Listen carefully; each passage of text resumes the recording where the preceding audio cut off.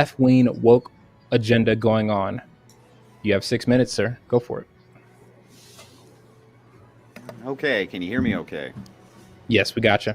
Okay, great. So just kind of launch this off, I'm going to start by saying that woke culture is gross. As to the question if there is a woke agenda, the answer is most certainly yes. Hard to imagine the two libs here who are ardent supporters of Destiny, who was deplatformed by what Mr. Girl called cancel culture for the high crime of, well, likely telling the truth, would even try to make an argument that there is no woke culture when we see it inside of the very platforms that they stream on. The truth has become a revolutionary act. Very few people tell it at all. Liberals, least of all. Neither opponent can say truthfully that progressives don't control essentially all major institutions, including the government right now. Very difficult to believe the progressives here can say with a straight face that such a culture does not exist as woke culture.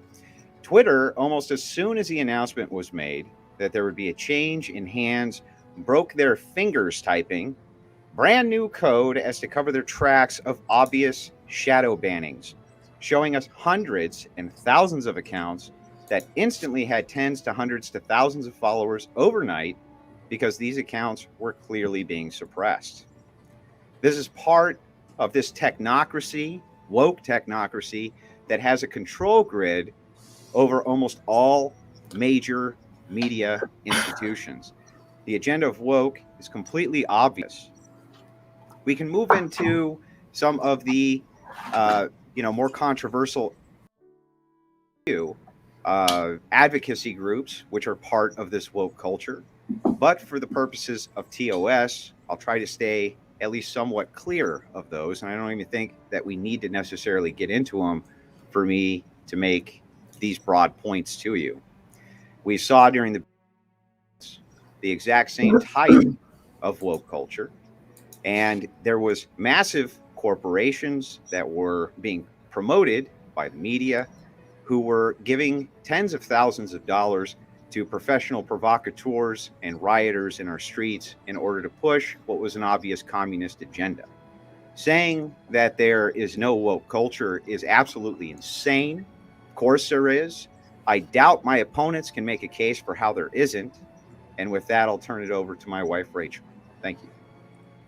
Hi, everybody. This is my first time on here debating with Andrew, so this is going to be fun. Stardust and I have had a good debate before, a couple good debates before, so glad to be back here talking with her. Building off of what Andrew said, in my book, which you can buy on Amazon, I have done a ton of research on feminist movements, but you might already know that the feminist movement was tied in throughout history with all kinds of other liberal social movements, such as abolition early on, and then later civil rights and gay rights, and now it's all intersectionalism, right? So the whole woke agenda that we're talking about is essentially just a movement to disintegrate the social order, the standing social order, which has existed fairly in the same form in the West for thousands of years. I mean, we've had a nuclear family, we've had a patriarchy and a hierarchical system. And the woke agenda is really about tearing that down, disintegrating that, dissolving all boundaries and making everything permissible. Any type of limits, any type of boundaries, other than please don't hurt me, bro, are basically, trying to be cast out. It's essentially, it started with the Enlightenment, and now we're in the kind of hyper phase of it, where it's basically anything and everything goes, everything is acceptable.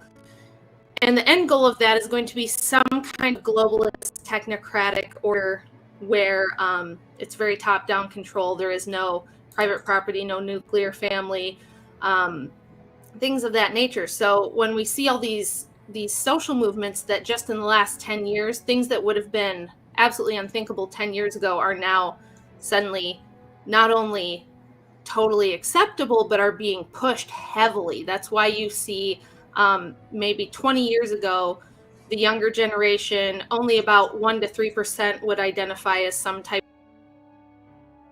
of identity. Now we see in Gen Z, about 20% identify as some kind.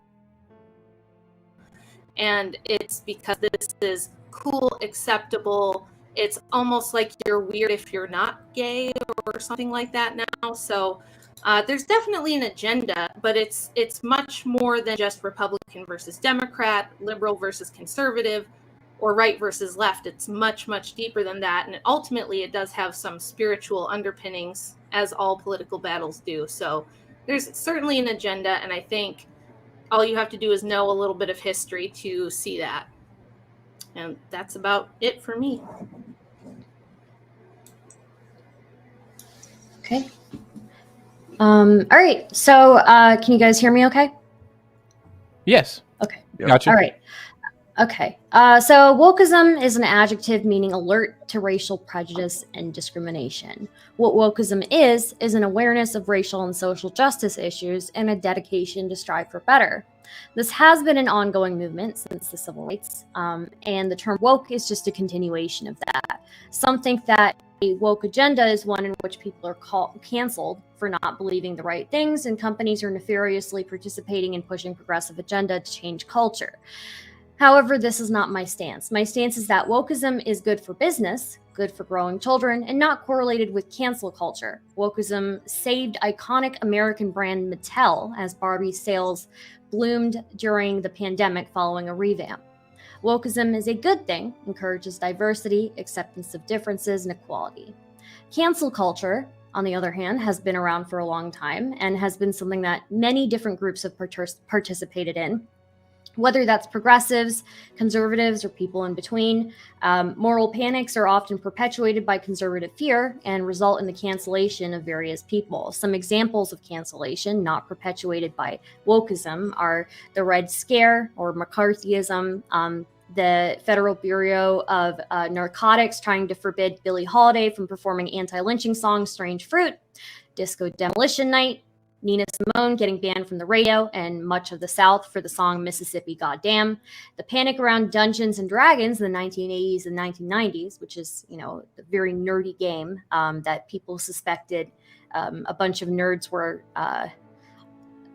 worshiping demons through this game, the Satanic Panic, and most recently Colin Kaepernick being canceled for kneeling during the anthem. With these examples, I find it hard to blame woke culture for cancel culture or accountability culture. In fact, I would largely blame moral panic and outrage for the ruination of many lives over the decades. Okay. You're good, Stardust? Yep. Okay, cool. So I don't think there is a woke agenda. I think this is just the continual pursuit of civil rights, like Stardust was saying, inequality. And it's being amplified nowadays by social media, things like TikTok, and people are seeing videos that outrage them of the most extreme things. So they feel like the whole world's falling apart. And we're at the point now where the right is no longer using culture war topics to distract from their terrible economic policies, but rather they're just using culture war for the sake of culture war to rile people up and get them out to vote so that they can hold on to power. They need their boogeymen, whether it's transgender people, undocumented immigrants, the education system, whatever it is. But I think people need to stop blaming the pursuit of equality for their problems. I mean, people trying to identify as something doesn't affect you in any way at all. My bigger concern is the economic fallout that is starting to come from some of these laws that are being passed to try to push back on this stuff. I mean, we don't have to look very far. We have the Parental Rights and Education Act in Florida, also known as the Don't Say Gay bill. And poor Disney, a private company, decided to speak out on behalf of its employees, which I thought conservatives are all for freedom of speech, but I guess not in this case. Interesting.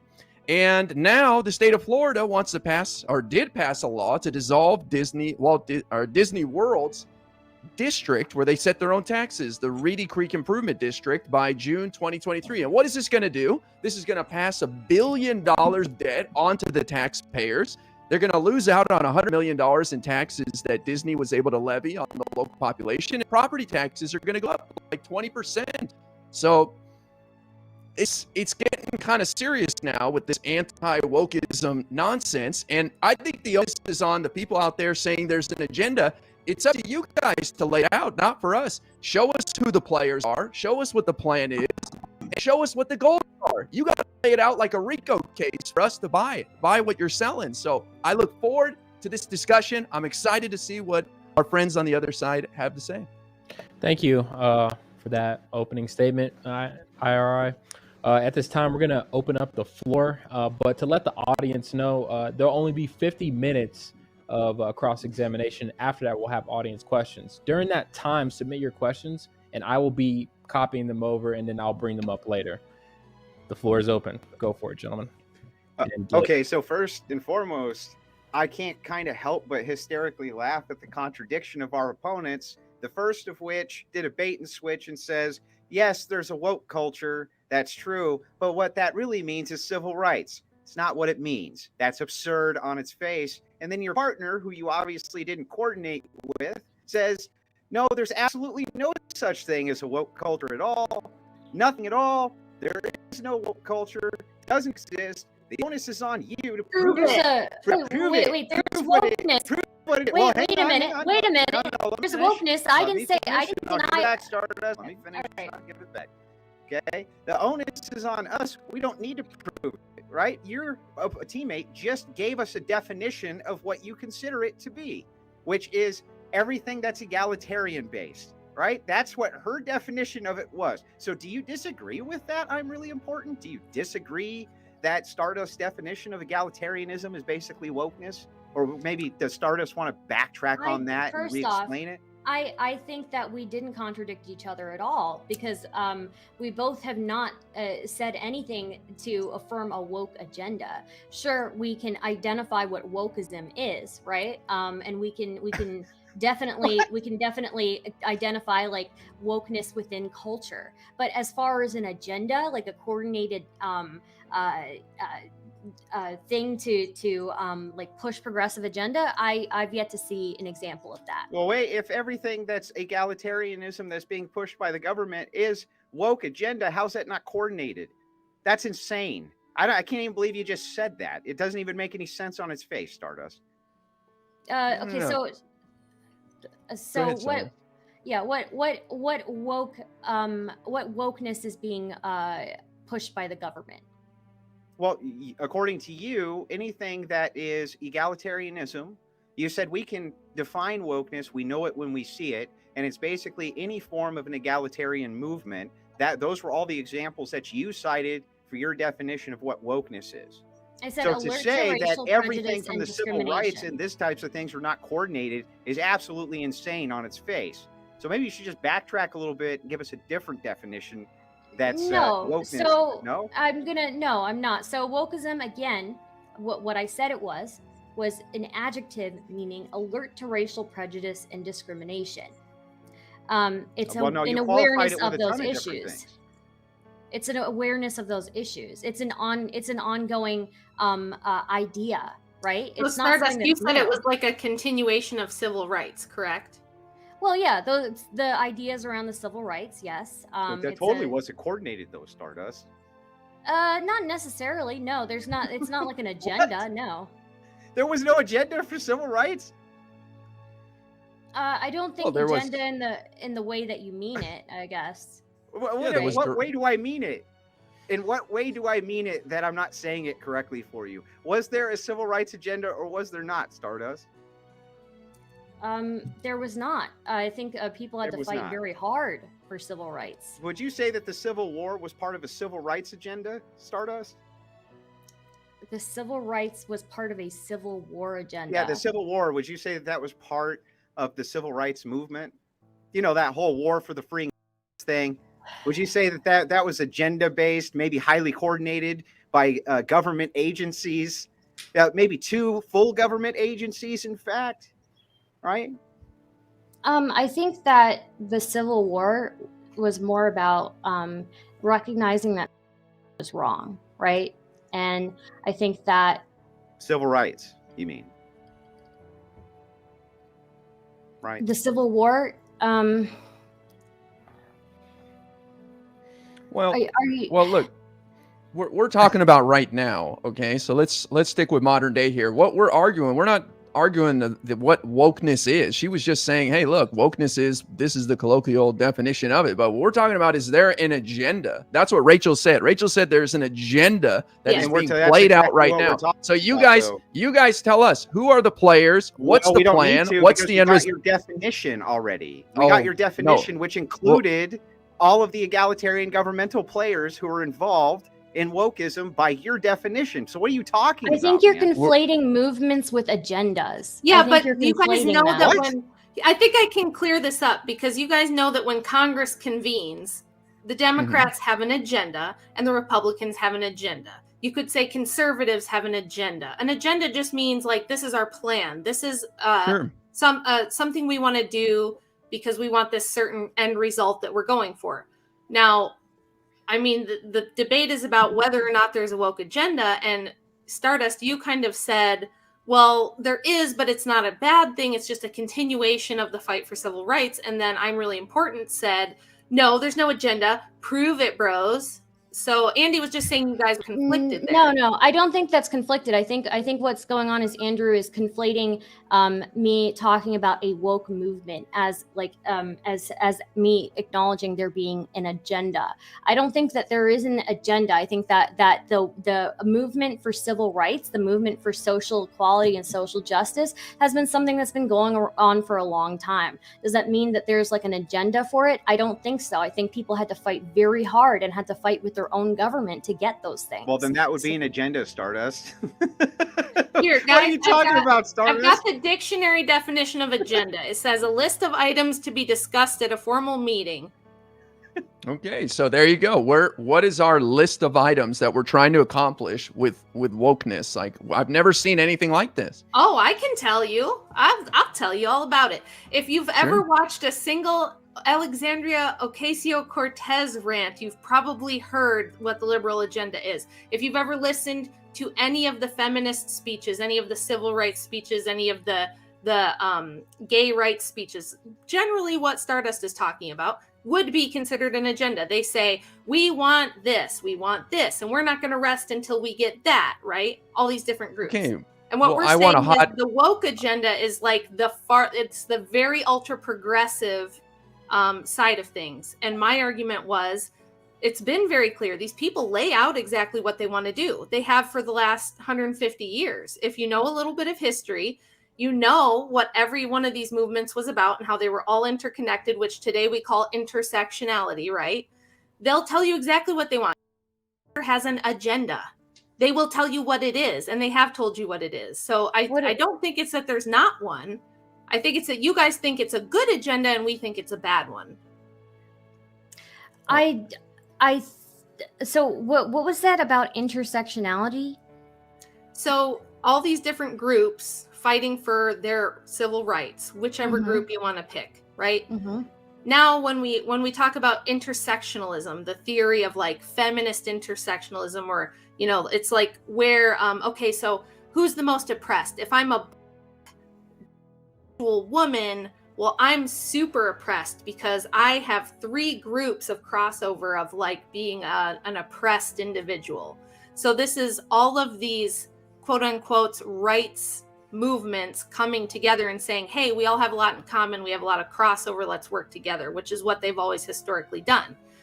And I'm not saying the people in these movements on the ground didn't maybe have good intentions. Sure, they did. And I'm not going to say every single thing that they ever accomplished was bad, but I will say that they are unwittingly part of a much larger plan to kind of just redefine and reorganize the social order. That's obviously what wokeism is. Wokeism is, we don't want nuclear families with dads as the head of the household, mom staying home raising the kids. We don't want small business and private property. And we don't want capitalism. We don't want these things. We're going to change it all. We want to reorganize it. That's what the Soviets did. That's what we've done here in different ways.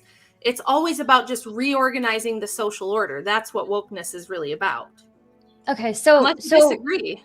So no, I broadly define wokeism as being alert to racial prejudice, alert to discrimination, right? That's pretty much that's what I define it as. So changing the social order. As far right? as far as an agenda, I think if you mean an agenda is when people do related things, then that's a really, really broad, very broad definition of an agenda, then you know what? Yeah, you can apply that to anything. There's an agenda for everything. People do related things all the time. As far as there being a coordinated effort between all of these different movements, I disagree. You've seen throughout history, throughout civil rights movements, where one group will get equality or get the rights that they want, and then they'll close the door for the people behind them. So no, I don't think that there's coordinated to have an agenda. That is your definition. Who said anything about it? That is your definition. That's your definition. If you think that an agenda is people doing related things, then a lot of people can do related things. But that is such a broad agenda. That is such a broad definition of agenda that it's like you could apply that to anything. Nobody said it had to be coordinated. Nobody said the word coordinated. You just made that shit up. No, I didn't. Because Rachel brought up coordination. Rachel brought up coordination because it is not between woke groups specifically. So you can have BLM. I mean, that's what the claim was from Rachel. Who's not necessarily. That was Rachel's claim. Rachel was saying that she claimed that. You can have, like, for instance, not necessarily coordinating with some other woke group in order to have an agenda that is still specific to woke. Andy, I can easily prove her wrong. It's not even a point we have to argue, because if you look at their agenda, if you go to their website and see their platform, they are Marxists. They want to fight for Marxist social order. They agree with feminism. They agree with all these intersectional rights movements. They do agree, and they do overlap. That's why you have giant conventions like the first International Global Convention. You got the second International. You had the Humanist Manifesto, the Humanist Manifesto #2. Throughout the last 150 years, there have been globalist organizations that have worldwide conventions with people from all over different nations coming together to say, yes, we agree. Like, we may not agree on every single thing, but we all want Marxism. We all want to, destroy the patriarchy. We all want to end the bourgeois class. Like, yes, they do coordinate. Absolutely, they do. Well, I mean, it's just a matter of historical record that they do. To say that they don't is silly. You brought up AOC. So this is one member of 435 in the House who has a huge social media presence. She does not represent the party. In fact, we didn't choose Bernie Sanders in the 2020 primary. We chose somebody much more moderate. So I would argue that this woke agenda you claim is taking over, including destroying the nuclear family, as if that's a mission in life. I think it's about expanding the idea of what a family is so more people feel welcome and feel accepted in society. Not everybody has a mom and a dad. Some people, can I finish? So can I finish my point? I'm sorry. And then you bring up the BLM. I was going to say, yes. All right. Get your point out. Yeah, no worries. And then you brought up the website. Well, I could create a website tomorrow and say, I'm one of the leaders of BLM and here's my mission in life. Does that define an entire movement of people spread across the United States? Tens of millions of people? I went out protest. Those people don't represent me that put up some website with some tenets on it. I mean, come on, let's be realistic here. That's not fair. Are we going to let you guys be defined by some extreme characters on your side? Of course not. That's ridiculous. I would think that you would let us be defined by the leaders who were on our side that we supported. I'm really important. So like AOC's a leader? It's like, oh, AOC. Yeah. She's only one. She's only one out of a large body. She's got powerful positions on committees, doesn't she? But they have a joint agenda, right? She's part of a party platform. She's literally part of a party platform. What are you talking about, man? She's a marginalized voice within the Democratic Party. She's one of a small handful of people. She's not even in leadership. How is she a leader in our party? She's an extreme member. Powerful positions on committees? Isn't she on a couple different committees? She's one of like legislation? She's one of like 40 members. I can't point to a single piece of legislation that she's even had a vote on the floor. No. Well, I mean, what about all the giant NGOs that have woke agendas like the Rockefeller Foundation or the Ford Foundation? What about these massive, wealthy think tanks that direct all of the, kind of agendas for governments. It's not even AOC. I'm not so worried about AOC. There's much larger non-governmental organizations that have billions and billions of dollars that kind of direct these agendas. You don't think that that's a thing? Is that also just a crazy conspiracy theory that doesn't exist? I do not think that there are NGOs trying to break up the nuclear family. I ask you, what's the purpose? Why would they want to destroy the nuclear family? Why would they want to see families not have a mom and a dad instead of just expanding the idea? Sure, I'd be curious to hear. So there was a Bolshevik revolutionary named Alexandra Kollontai. She was the first diplomat ever to hold a position. She was the first woman ever to hold a main government position in history. She was part of Lenin's government, and she instituted she was the commissar of social welfare. She was the first to legalize abortion, which set a precedent around the entire world. She has hundreds of writings, well-known essays, not well-known maybe by us in the modern day, unless you're me and you're a nerd and you read these things, but she absolutely laid out exactly why she wanted to dissolve the nuclear family, because she said there was no such thing as liberation for the proletariat nor for women unless we dissolved the patriarchal structure of the family and saw women as labor units whose loyalty was owed to the state.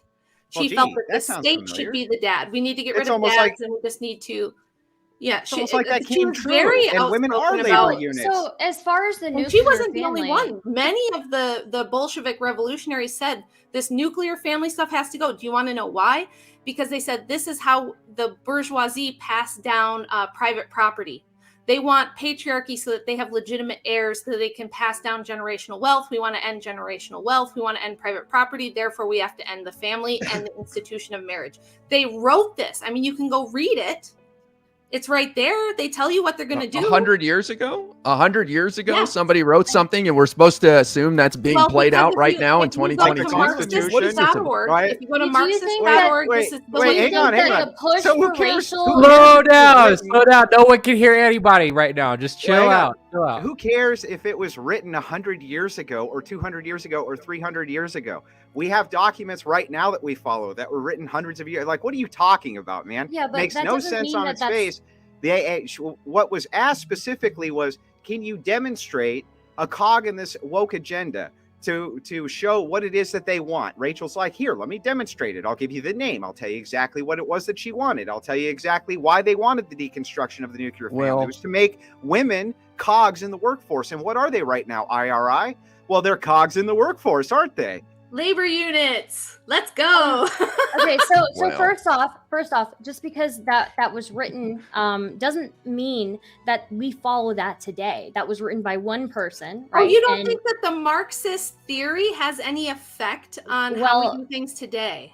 It might in some abstract way, but that doesn't mean that we're pushing for specifically the dissolution of the nuclear family. The push for racial justice had nothing to do with the push for dissolution of the nuclear family. In fact, the nuclear family was something that was a very privileged thing for a lot of people to even be able to have in their lives, right? Because a lot of the time with these nuclear families, if there would be other people, other workers who were also like women who had their own families who were forced to work because they were not middle class or upper class, right? For people who were poor, they've always had to work. It's not as if people didn't have to already go out into the workforce. In fact, children had to work for a very long time. So I don't think that wokeism or the push for racial justice or the push for gender equality means that we're trying to destroy the nuclear family. If anything, I think that we're just trying to make more types of families accepted. Okay, all right, and I'm pausing the clock really quick just so we can. I do actually want everybody to smash something right now, and it's that like button. We have 252 people watching. I'm sitting here for James right now in his seat, trying to help grow this channel, and we thank you so much for watching. Continue to debate. Okay, so first and foremost, Stardust, you say, well, the poor and the disenfranchised women, well, they always had to work. Well, okay, yeah, that's true. But we also had a budding middle class where a whole lot of women didn't have to work for an awful long time. And when we're talking about the nuclear family, we're not talking about it only has to be dad, mom, and kids. When people reference it, they mean cross-generational families, meaning if grandpa lives there, no big deal. Maybe there's a niece that lives there. Maybe there's a nephew. Okay, that's all fine.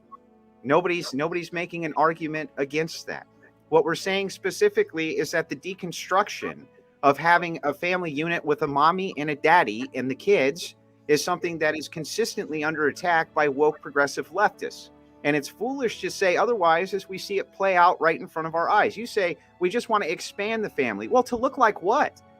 To look like anything that we can make it look like that shows worse results and worse outcomes for everybody. Almost don't we every have single time. prominent gay couples now hiring surrogates to make babies for them, and everybody's applauding that? You guys don't think that's a massive disruption of the social order? Not at all. Dave Rubin seems to be doing quite well with his him and his partner adopting a child. I think they'll raise wonderful kids. There's plenty of kids that grow up to be just great citizens that are raised by two moms, two dads, three dads. What's wrong with two friends raising a kid? What's wrong with three bosom buddies? Wait, what's wrong with three bosom buddies hanging out raising a kid? You tell me. I'll ask you this. Is there a limit? What are the boundaries? What would be unacceptable to you? Is there anything? Nothing. If people say, I love Nothing. my he said my nothing. 7 partners. He said nothing. Oh, so everything. Nothing. Like, so you just conceded what I said in the beginning, which is that the goal of the woke agenda is to dissolve all boundaries, all limits, and make everything acceptable. No. I do want to differentiate. Why would you say nothing? Because yes, just let me say real quickly, we are not trying to eliminate your mommy daddy scenario. That's what you guys are implying. We are trying to expand what the idea of a family is. You want to have a mommy and daddy. We have no problem with that. I love it. Yeah, I think you can look at, anybody can look at statistics, and for sure, by far, having two parents in the house is better than having one parent in the house for outcomes for children, 100%.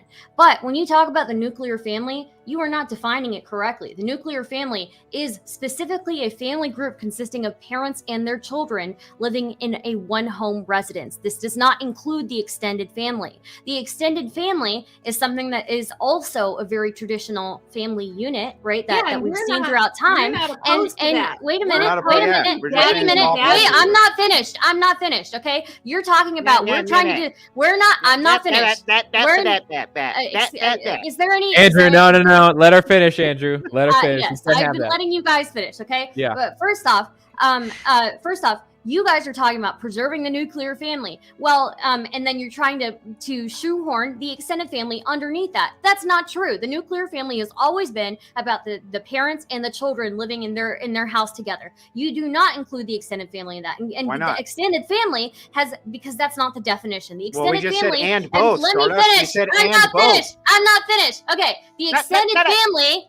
The extended family is something that has been a traditional form of the family for a very long time, not just in the United States, but all over the world. And one thing that we want to do is to be accepting of the extended family, these joint families living together, big families living together, because guess what's even better than two parents in a household? Two parents and two grandparents in a household, and all of those people being able to share responsibility and taking care of children. That is amazing. And then so great. So how long are you going to go before I can respond to any of your points? So first and foremost, Stardust, we're saying and both too, right? We're saying it's okay to have an extended family unit and a nuclear family unit. Isn't that great? So if grandpa needs to come live with you, that's just fine. That has nothing to do with the price of tea in China. 1.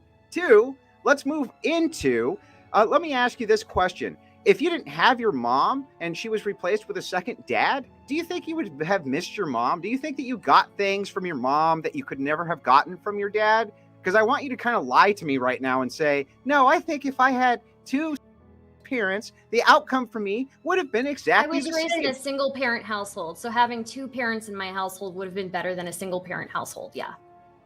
Okay. So do you have no relationship with your dad at all? None at all. Okay. Well, you're still the exception to the rule. What about you, IRI? Would you say that if you had two of the same parents, the outcome would be exactly the same for you? I don't see why not. You don't see what you wouldn't miss your mom. You don't think there was lessons that were imparted No, from because the feminine that could not have been imparted from just the masculine? there are other female role models in everyone's lives that they can look to, whether it's teachers or counselors or That's the not your coach on mom. the team, whatever. Who What does cares it if they're matter? female role? They're not your So you're mom, telling me, though. so you're telling me the person who tucks you in at bed at night has to be a man or a woman to make a difference? I mean, it's ridiculous. It Yeah, has I to be think your that- mother or yeah. your father. You're essentially saying, again, you're agreeing with the people I was just talking about, that people are just interchangeable units. We're just widgets. There's no mothers and fathers. They're just random No. units. It's a very They're not interchangeable. What is important is well, he quality. said it doesn't right? matter. You could have lurch talking down the about street, tuck quality. you in at night, and it's fine. Quality is regardless of gender, right? Wait. Quality parents are. It doesn't matter what gender that parent is if they are a quality parent. Yes, you can have Well- terrible parents. You two are competent people, but how many kids out there have terrible parents who are just dum-dums and had terrible experiences in life? They would much rather have two competent people of the same sex than two idiots raising them. I think, Okay, but do you disagree? Bring it back No, to the well, you don't topic of the speak. debate, Andy. First- They just conceded the debate. They did, They're but who sitting cares? here I still telling want to us dive into that- this because I'm glad you two have They're decided. sitting here telling us that there's no woke agenda, but There then is no they're saying agenda. There's that no agenda there's no at all. moms, there's no dads. It can just be anybody. You can accept everything. What we Everything want is quality acceptable. parents. We don't want just anybody being able to Who raise. decides who's a quality parent? Well, you seem to have it all figured out, so you tell us what makes a quality parent, since it can only be a man and a woman. What's so This is special not a about mom and debate dad about that make them? parenting. enough, I'm nature- using this discussion to bring it back to the nature. fact that you are proving the point. We have won this debate because you have just conceded that yes, we have a very woke agenda. We don't think there needs to be moms or dads or any sort of boundaries, any sort of limits, any sort of hierarchy, nothing, no structure. Everything's acceptable. When did As we long say as no it's nice. you structure? did. As long as IRI everyone's said that. nice, it's When all did we say good, no right? hierarchy? IRI said no limits, no limits. He said on no any of limit. it. No He limits. said There's anything is acceptable. It's There just is still a hierarchy within a family with adults and children. There is still Yes. there is still structure Well, within wait a a family second. with adults and children. That's not what the wokies on the left say. They are arguing now for child's rights. They want Well, children to you're- be able to consent to things. They want You're children debating to a be straw able- man. We're in No, front of it's you. not You're a straw debating man. a phantom figure. We're right here in front of you. So who are these wokies? What woke? You talking about AOC Well, and her well, Instagram IRI account not for one 435 It's again? an agenda. That's the point. It's an Yeah, agenda. so let me dive into this with you, Yeah. IRI. The wokies are you, the guy who said there's no limitations whatsoever on what you find acceptable. Meaning, if 30 gay men decide to adopt one child, right, and put them up in a frat house with them, in your opinion, that's just fine, right? Nothing wrong with that. For me, Stardust may disagree, but I think it'd be pretty base to have 30 parents. Think about all the experience that those people bring, all the different skills, all the different occupations, all the this different guy said networks my and mom friends. history mixing What books a my gift! life. What a You know, gift! you know we've done that, right? You know that's been tried. Have you ever heard of a kibbutz in Israel? They You mean tried a this kibbutz? a Yes, kibbutz, I'm familiar yeah. with kibbutzes in And Israel. Yeah. in the Soviet Union, they had these mass communal child raising experiments as well, and Sure. children starved and they died, and there was massive rampant abuse. But those are professionals raising the kids. That's the difference. Those are professionals raising the kids. Those are not No, these parents were taking on the families. kids as their own. These were No, my families. mother grew up Thank on a you. kibbutz. I'm very Holy familiar with the shit. structure. That was the greatest point you could have made is the one you just made. You're right. They weren't the parents raising the kids, right? You need the maternal instinct of a mother, and you need to have the instincts of the father as well. Now, you were about to say I was making a naturalistic fallacy earlier, but I was not. I was saying that nature already decided this in the fact that a man and a woman, that's what it takes to breed out a child. Do you think, because you believe in evolution, that over millions of years that you were designed to be able to breed singularly with a woman in order for you to just leave your offspring for other men, or to what is it that you think? How do you think that this came about exactly? Well, Of what course, happens when the dynamic family of two parents is not only the best, but the best outcomes come from a working class family that has a father who's working and a mother that stays at home. There's no doubt that that's true. I just want to make a quick point of clarification that I see parents and custodians as interchangeable. I don't see any value in the parents versus custodians, like a kid being adopted. So, but there's no woke agenda here. He doesn't want to just completely it's dissolve not an the agenda. social fabric and reorganize society. What happens when one or both of the parents, these are actual real life outlier scenarios. cases. They're not outliers. Yeah, they're not outliers. They're They're not not outliers. outliers. No, actually, back in I believe in the early 1900s, back when the nuclear family was such a big thing, which it really wasn't that big of a thing, but there was a lot of mortality, and a lot of people lost either one or both parents by the age of 18. How many's a lot, Stardust? What do you mean? Well, you said it's a lot. I'm claiming it's outliers. So since It's you made not the claim an it's a outlier. lot, If majority of children in the early 1900s were losing at least one parent by the age of 13, how many? Majority of children. No, that can't be true. In the early 1900s? No, that can't be true that the majority of children lost at least one parent. It can't be true. This is all a giant distraction, though, from the point of the debate, which is there a woke agenda? And you guys are sitting here arguing for extremely radical social reorganization, thereby proving our point, and we win the debate. What is the radical? There's not a woke agenda in everything you've said. What is the radicals? What is the radical? I guess I'm missing where the radical social reorganization is. Maybe you could explain where that is. So we can raise kids with 30 frat guys. We can raise them with 2 gay guys. We can raise them with any combination of human beings, as long as there's not even a qualifier. Well, and you would that it can be any situation. The qualifier it needs to be that the parents are, and I might disagree with IRI and the 30 men in one house raising one child. It's an extreme example. It's an extreme example, but as a kid, I would be mixing up people's names. But I think that the qualifiers that we want people to be quality parents, right? Regardless of what their gender is, regardless of what their race is, regardless of all of these other factors, what is the most important thing is that parent wants to be a parent, that parent is a quality parent, that parent is giving their all to make sure that they can provide a good life for that child. Right, but just randomly introducing all kinds of other people and situations and arrangements into the mix doesn't do that. But that's not. We don't want that. That would be wait a minute. We don't want that. We don't want random things introduced randomly into a kid's life. That would not be stable for a child, right? You want stability for a child. Yeah, if 30 guys want to adopt a kid, let me just clarify my example. If 30 guys want to get together and adopt a kid and raise it in their frat house, then that's what I'm talking about. I'm not talking about just dropping a kid off at a frat house and somebody watches it once and radical. That's not what I'm saying. Radical. Of course it's radical. But let me engage with Andrew's point though. Can I engage with your point? Andrew, you said back in the day we would mate with a woman and that would be the parents, right? That's what you said? You would couple up with a woman, right? Yeah. So I think, what about back in the day where every male in the tribe probably mated with the woman? Nobody knows whose baby it is. Probably 8 guys had sex with her before she was pregnant. What happens in that case? Who's the father? Which tribe? Because I think you're lying, and there wasn't very many tribes that did that. We're talking about civilized. You don't think that those type of things happened back? No, I didn't say. Hang on. I didn't say that those things never happened. But again, you can point to every outlier example that you want. In mass civilizations, no. Those things generally didn't happen even amongst the pagans.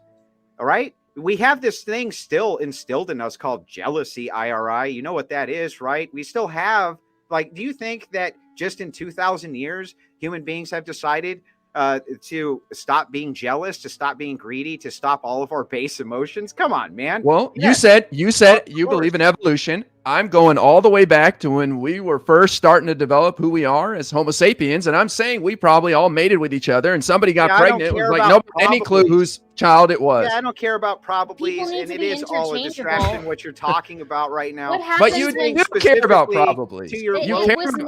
First off, it was not an outlier that people would die, right? The parents of children would die, right? So that those children would need to be taken care of other family members. You said well, in the early early 1900s, yes. And even prior to that, I would say that, yes, a lot of children lost parents at an early age. And so they would be raised by one parent, or they would be going to work at an early age. And unfortunately, that was what it was. People died much earlier. Was People that had to work optimal, earlier. Stardust? It was, obviously was not. Obviously was not. Thank you. But wait a minute.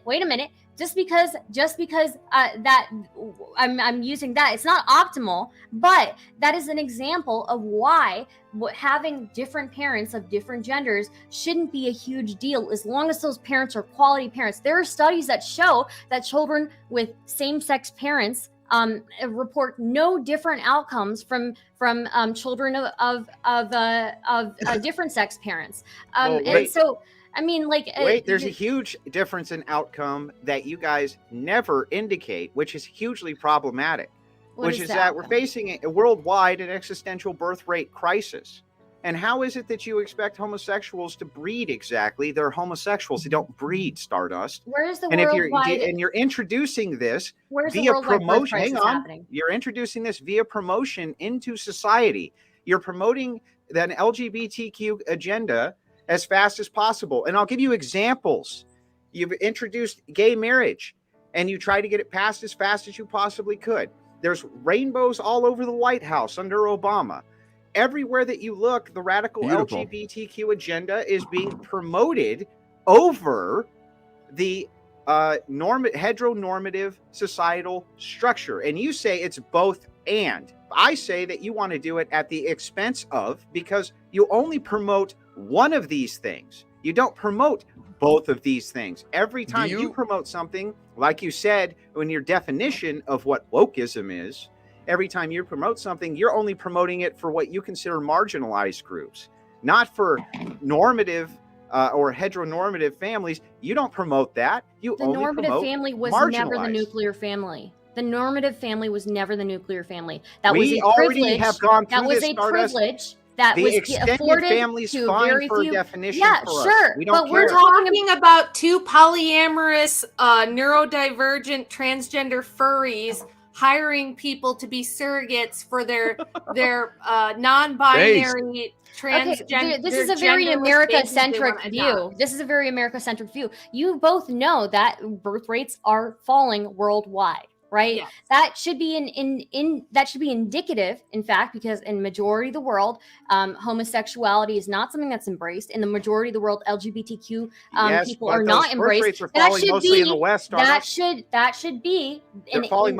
be indicative. That should be indicative of the fact that the birth rate falling has nothing to do with the LGBTQ people. It has more to do with people who are becoming more educated, people who are achieving more wealth, just tend to have less children. Okay, so you don't think that 21% of the next generation being LGBTQ, that's going to do nothing to harm the birth rate just because people are getting more educated, right, Stardust? Is that really the argument that you're making right now? 21% can still adopt, right? Okay, still have children too. Somebody has to be the maker. Who's making? Not everybody is gay, and that's not everybody's gay, and there's bisexual and trans people can have kids. But Andrew, let me ask you a question: would you rather have a mom and a dad who are drug addicts, heroin users raising a kid, than two guys who have science degrees? It's a false dichotomy. No, it's not. It's not. You're saying the value. No, hold on. You're saying the value of a mom and dad outweighs anything. So you're telling me you'd rather have two drug abusing people raising a kid. Hang on. Let me answer. Two solid gay parents? Really? So let me answer this question for you. My answer would be no, but let me turn the question back on you with a simple bifurcation too. Okay?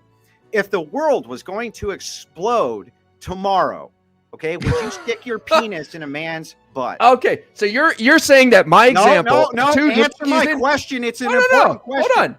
Hold on. I just want to make sure. Explode tomorrow. I just want to ask for clarification. I want to make sure that I'm reading this right. You are equating my question of two drug addicted parents, mom and dad, raising a kid instead of two gay people, to the world's going to explode. Am I going to stick my genitalia into something? Yeah, I want to know. This is the equal here? Okay. What I'm asking is if these are your only options, because that's all you're my pursuing. only option. So you're telling me that's not happening in America right now? Here's the that's trick happening in America right now. Hang on. Well, hey, all right. Hang on. They've been interrupting you. Let Andrew get get the point here. Sure, okay? sure. Andrew, finish. Sure. Here's the trick to a bifurcation, just so you know. I'm really important. You present it as you can only have this thing or this thing when there's actually hundreds of other options. Okay? But you only present it as this or this. So you say, if it was a bunch of drug addicts, well, why didn't you present that the state could seize the child? Why didn't you present that there might be other family members who could take the child? Why didn't you present any of the hundreds of other realistic scenarios that would go into it? And that's why I say, okay, well, then I'll give you just as an absurd a bifurcation and ask you this. So answer that for me with a yes or no, like I answered yours. Would you stick your genitals in a man's butt in order to stop the world from exploding? Yes. Okay, I'm straight as a ruler. I'm straight as a ruler. I'm straight as a ruler. I don't know if I could get it up. I might need some help, but I would do it. Yes. Do you see the point, though? He's saying you presented a false choice. You can't say. Okay, that's fine. Parents or terrible parents. Choosing the child would still be worse for the child than having two loving parents, even if they're same sex. Guys, and I would say that like an example, another example, like my life as a child significantly increased as soon as my father was not in the picture, and it would have probably significantly increased regardless if I had a second parent, right? Regardless of their gender, right? But regardless of that, as soon as my father was out of the picture, my life significantly increased. We're talking about quality over quantity. And if that quality is two same-sex parents, I would take that over any day over two terrible parents. I would take that any day over the state as a parent. I would take that any day because quality is what is needed for a child. Stability is what is needed for a child. We get your point, okay? Rachel, let me intervene for just 1 second. Hey, everyone, we only have 10 minutes left. Submit your questions. Remember to @ModernDayDebate. And remember, we're only at 90 likes right now, but there is 284 people watching. Hit that like button for me. Share this with your friends. Subscribe to the channel. Resume, guys. Go for it. My point was going to be, you don't want me to drag out all my statistics about how, gays have far higher rates of domestic violence. Lesbian couples have the highest rate of domestic violence that there is. Gay men have high rates of drug addiction, depression, anxiety, much more so than straight couples. Kids who are, raised by a mother and a father experience far less child abuse than any other at-home situation. I've presented these statistics tons of times in debates. It's not, nobody really argues that it's true that I'd like to see. We could do the same. We could do the same thing with races. Would you support the same thing with races? No, the point here is to say that you have to have some kind of structure for society. You have to have some normativity. You cannot just dissolve all boundaries and say, what you guys are talking about is having a pure, like, ultra utilitarian society where we go, as long as everyone's nice, just do whatever you want, because that's not real life. That's not how it works. When you dissolve boundaries and you get rid of normativity and you get rid of structure and you get rid of like a moral normative situation, you end up with more and more deviancy, more depression, more degeneracy in general, worse outcomes all around. So I have a question. To say that just dissolving all the boundaries is going to fix things is completely wrong and backwards. And they've tried this in certain parts of the world in certain times, and it has been disastrous every time and results in massive amounts of people dying. I have a question. If the statistics showed that based on a certain race, a group of people were far more likely to have abuse in their households, would you prevent them from having children? Absolutely not. You didn't listen to the thing I just said, which is there has to be a normative structure to society. You cannot just say anything goes. That doesn't fix things. The left seems to think that getting rid of rules fixes things. We'll just get rid of the laws and then there won't be any criminals, is essentially the thought process here. Okay, But give Rachel, IRI some time to respond to that. Go for it, IRI. I just want to say I'm willing to bet there's tons of other factors that contribute to bad households or whatever. And you have found a scenario where you're pointing to the structure of the family, but I'm sure there's tons of other variables that affect whether or not domestic abuse happens or drug use or whatever, or depression. I mean, really, you're gonna blame the who's in charge of the kids for whether or not they're depressed as the entire source? I mean, come on, this is crazy. There's so many other things that are involved in the kid's life. Man. Yeah, it's a pretty big source. It's a big source.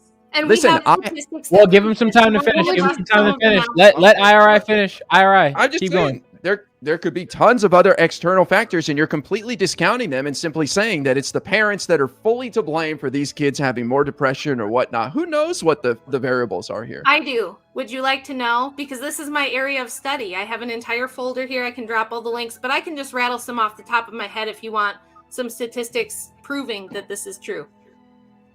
I mean, what I would ask is again, like, what if somebody said to you, there needs to be rules, and let's say there were statistics out saying that mixed race marriages produce worse outcomes for children. Would you be against barring mixed race marriages if that meant that those children had worse outcomes? So are you saying then, are you asking this question this way?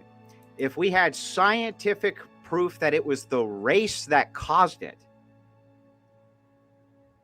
If you had scientific proof, not that the race caused it, but you're saying okay, that. Well, then the answer would be no. Wait a minute. You were saying statistically, certain groups, LGBTQ groups, are more likely to have certain problems in their families. Yeah, and we're saying it's because they're LGBTQ. Outcomes. You see how that works now? Okay, are you getting there, Stardust? Did the light bulb go off? Because they're LGBTQ? I bet you I could find statistics that show that a household that doesn't have a dog has more depression in it. I mean, what do you can find any statistics to back up what you want to say for a household. If it was based on okay, sure. You know what? If it was based on race, if you could find out that you trusted the science, right? If you found out that because a couple was mixed race, because of the mixed race couple, their child had worse outcomes, would you bar mixed race couples? One more time, I'm just going to ask you the most important part, which is, are you saying that the outcome is based on the fact that they're mixed race, and you have scientific evidence that the proof is their race? It's the scientific evidence is specifically saying that if you're born this race, no matter what, there's going to be worse outcomes for the kids. If you're born this race and you get with a different race, no matter what, the outcome will be worse for those children. Yes, okay, that's what I'm saying. But just so that we're clear, because I need this, I need to make sure before I answer this that we're as concise as we can be. So the science is saying that you being this race is the factor, not poverty, not external factors, not anything else. It's literally just the genetics of this race. The nature of the relationship, right? You being this race and the partner being a different race is the reason. And no, because then that would indicate other factors besides the race. That's why I'm asking you over and over and over again, is the scientific indicator that the genetics of the race are what's causing that? And if the answer is no, then we wouldn't be for it. Is the scientific indicator that the genetics of somebody being gay is producing the worst outcome? No, and we don't need that, because we can still look at behaviors, right? And say that these behaviors that are attributed specifically to this particular group, and that it's not an immutable characteristic, it's a choice, they can change those things. Yes? If you're saying that it's a choice for them that to enter this same-sex relationship and have a child, and because of that choice, they are producing worse outcomes for that child. Yes. Can you not say the same thing about an interracial couple, right? They are making the choice to participate in an interracial marriage, and they are producing worse outcomes for that child. How would you not because it's not the due same to the restrictions because on it's them? not the same, because it's not due How to would it the not race. be the same? Hang on, because it's not. It's due to the choice that they're making. No, they don't have to choose to be in that relationship. Hang on. It can't be by your formula. We know for sure, Stardust, logically, right, that your race is an immutable characteristic and that being an LGBTQ person is not, right? Your race is an immutable characteristic, but then it's not a choice, Stardust. Entering a relationship with somebody else of a different race is still a choice. Well, that's true, but whatever is the contributing factor causing those outcomes can't be the race, whereas it could be the sexuality. It could be, yes, and this is the sexuality too. This is the sexuality. No, it's not beside the point. It's not beside the point because this is the sexuality too. You're making the choice to enter a relationship with somebody of a different race than you, and you're providing a worse outcome for your children as a result of that.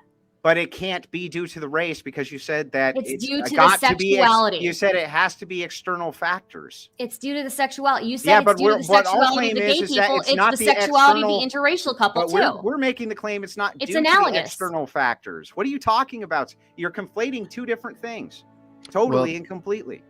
Let me play your game a little bit here. So Rachel has statistics that show that kids in same-sex couples or whatever households have more depression, right, Rachel? That's what you were saying. No, I have statistics showing that the mother, father, biological parents being married and having children is by far the healthiest situation for children on all metrics that they look at. Okay, so let's just say then that one of the conclusions of that study was that kids that are brought up by same-sex couples suffer from more depression. Okay, I don't think that's an unfair conclusion to make based on what you're saying.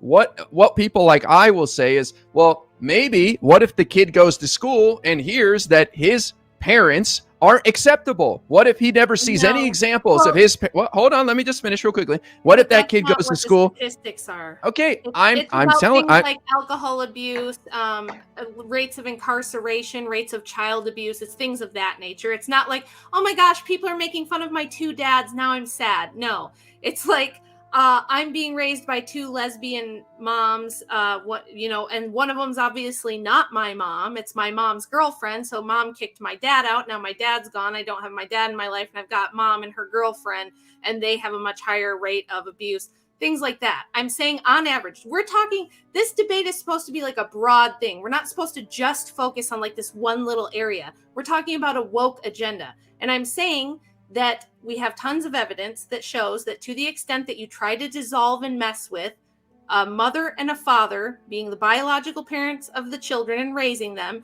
and the general structure of society that is healthy, to the extent that you try to dissolve all those boundaries and get rid of all that structure and say anything goes, we could just do whatever, it's going to be better. Like your argument is that it's better, that humanity is better with no rules, no boundaries, no limits. We can just do whatever. Hey, have 5 furry non-binary girlfriends who all have autism and it's fine. It's like you could just pick What's anything.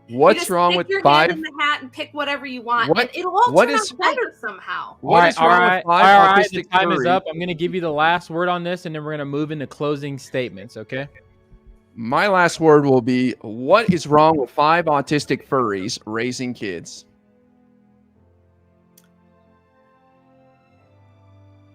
Nothing if you have a woke agenda, bro. Okay, I think all right, right there. Hey, we're gonna settle it right there. We're gonna move it into closing statements. Stardust, I will let you go first and start us off. Go for it. You have 6 minutes. Okay, so the same arguments that were just used for LGBTQ relationships, raising children, were the same arguments used for interracial couples raising children as well decades ago. I think that the very fact that you can't answer the question, what would you do if the statistics showed that an interracial couple produced worse outcomes for children? And guess what? That is sexuality, because they are choosing to enter that interracial relationship. So what would you do if that produced worse outcomes? Would you bar them from being in a relationship? The fact that our opponents couldn't even answer that question shows me that either they're unwilling to acknowledge that it is analogous, because it is the same thing. You are choosing to be in that relationship, you are choosing to participate in that marriage, or they're scared. I'm not sure. But I think that the woke agenda is not an agenda. Wokeism, again, is just like a broad idea, a movement, and people have been participating in this in this movement for a long time. They have been for racial equality, LGBTQ equality, gender equality for a long time, and wokeism is just like the word for it today. I would say that, again, cancel culture is not something that I would ever associate with wokeism, because cancel culture is something that's been also around for a very long time. And you can look at the Satanic Panic, where people tried to stop kids from playing Dungeons and Dragons, because Dungeons and Dragons was such a dangerous game for people to play, when the Catholic Church was abusing children during the same time, and nobody batted an eye at that. I would say that I would point at, again, Billie Holiday performing anti-lynching songs, and the Federal Bureau of Narcotics was trying to stop her from doing that. Is that not a violation of freedom of speech? Is that not cancellation of some sort of way? Disco Demolition Night. Disco represented the Black, gay parts of society, and Disco Demolition Night was like a response to that, right? Destroying all of these albums, right? Book bannings, even today in America. So these are things that are cancellations or like ways that people try to stifle freedom of speech and freedom of media. And we don't associate it with woke culture, because it's never been about woke culture. It's been about controlling the opposition and trying to squash the opposition. And that being said, I don't support the censoring of anybody, left or right or center. And I think that to combat that, we should acknowledge that this is not something that's part of woke culture. Awesome. And IRI, can you give us your closing statement?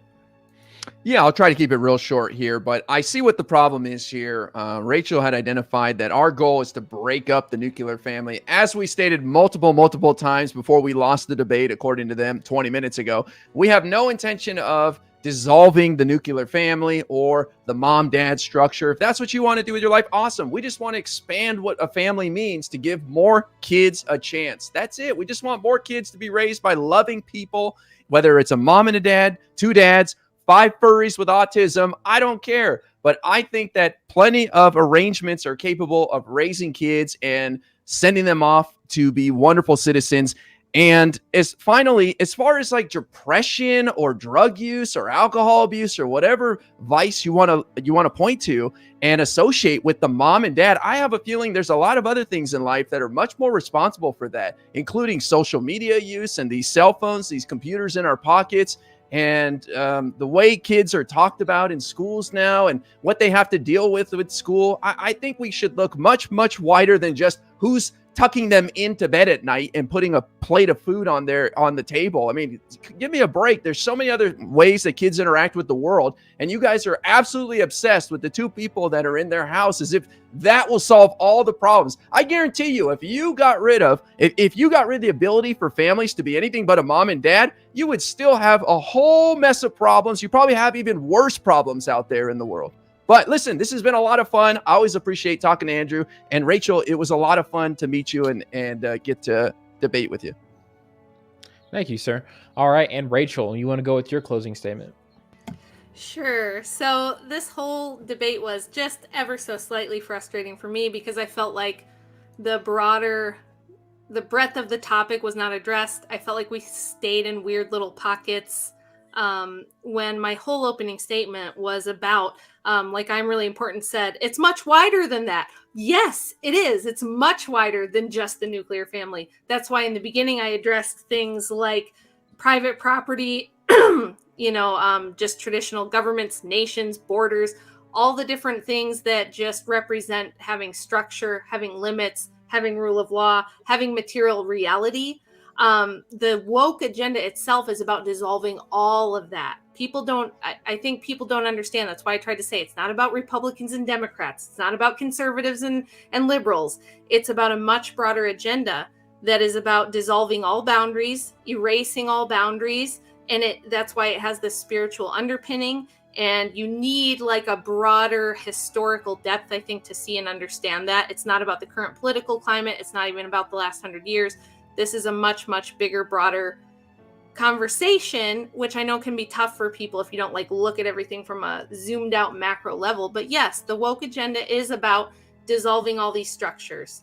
Anything that puts a limitation on reality, anything that keeps people grounded in reality, or gives them limits to their behavior, anything that says, no, there are certain things that are bad for you.